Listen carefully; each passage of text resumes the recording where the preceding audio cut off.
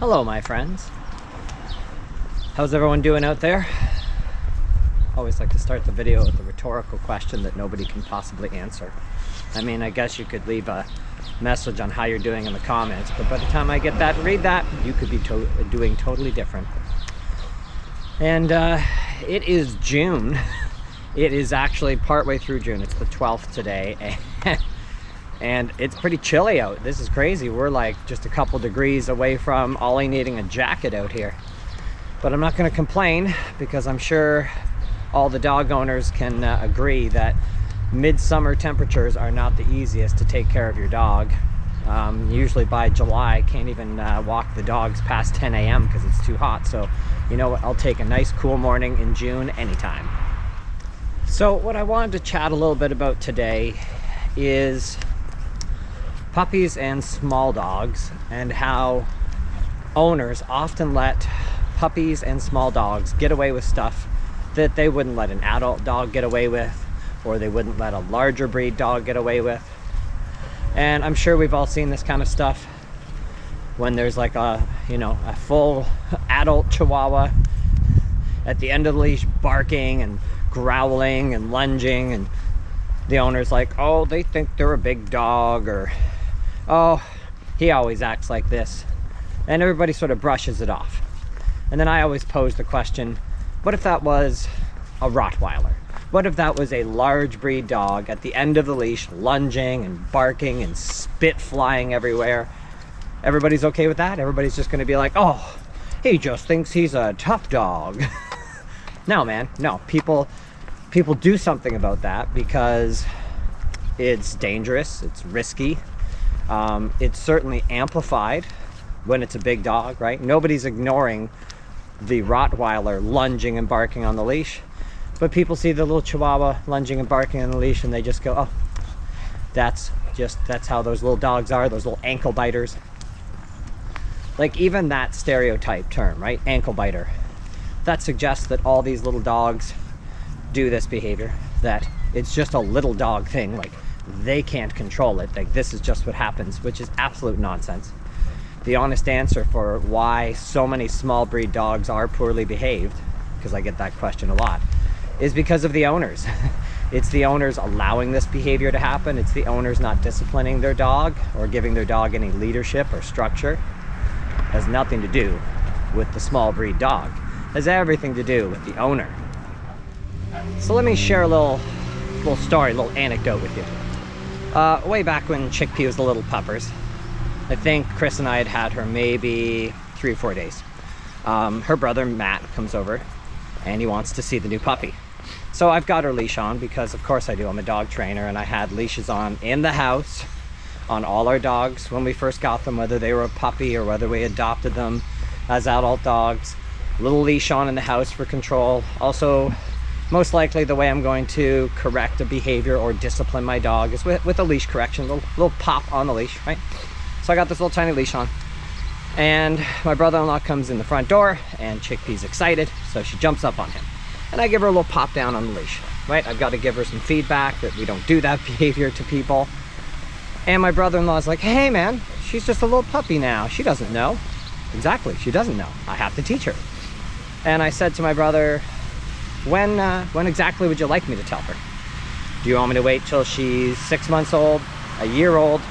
Do you want me to wait till she's 30 pounds, 70 pounds? Like, at what point do you want me to tell her, to communicate with her, that jumping is not acceptable?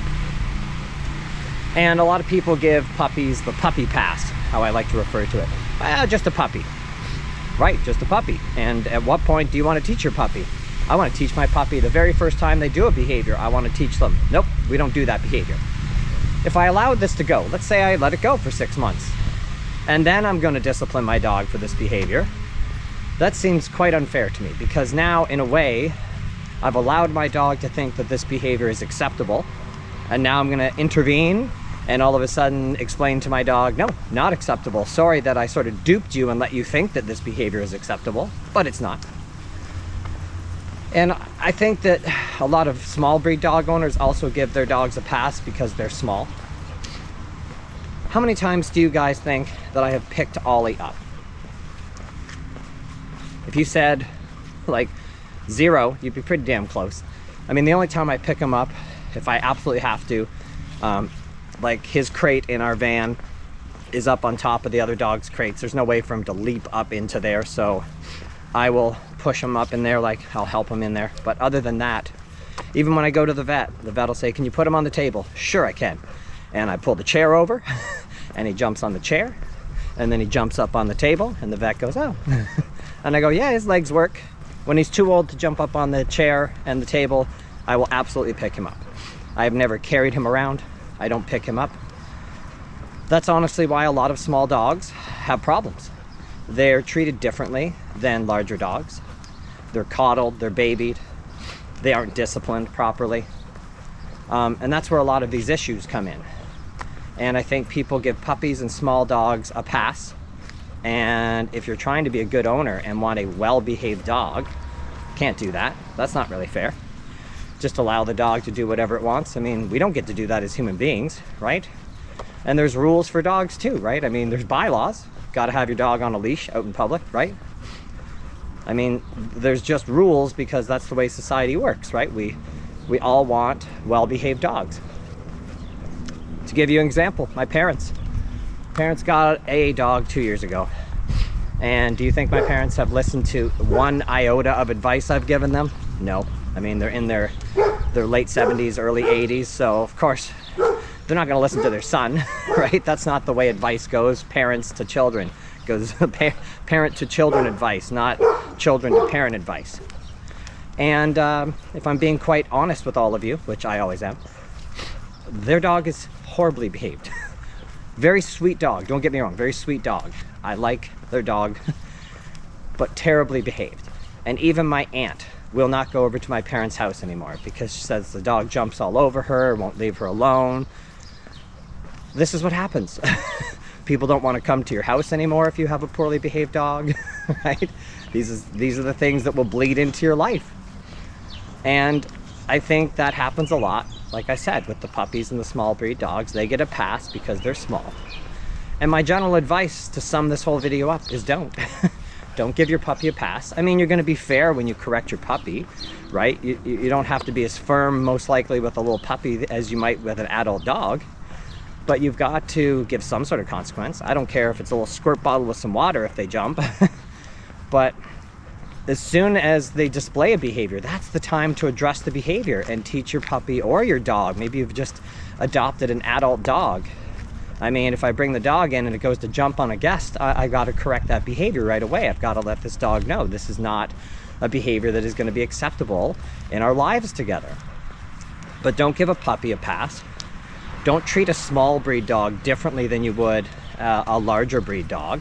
They're all dogs. Like, their brains are all the same. They're all dogs. They all respond to training. That's why Ollie is walking nicely at heel, just the same way that Chickpea is. I treat them the exact same. I love them the exact same. And I discipline them if they need discipline. I mean, that's it. They have structure, rules, discipline, and plenty of affection in our lives together. But I don't let Ollie get away with anything that I wouldn't let Chickpea get away with.